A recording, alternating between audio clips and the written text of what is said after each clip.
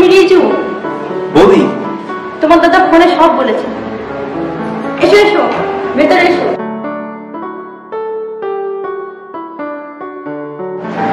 Thank you.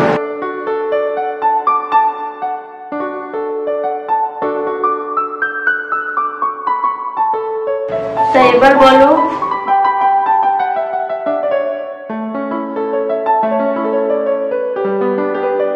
Raju Raju বৌদি, এ কি করছো?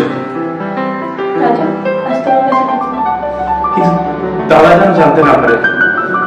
তোমার দাদাকে আমি বলবো না, তুমি আমার আশা পূর্ণ করে দিলে। তুমিও আমার আশা পূর্ণ করেছো।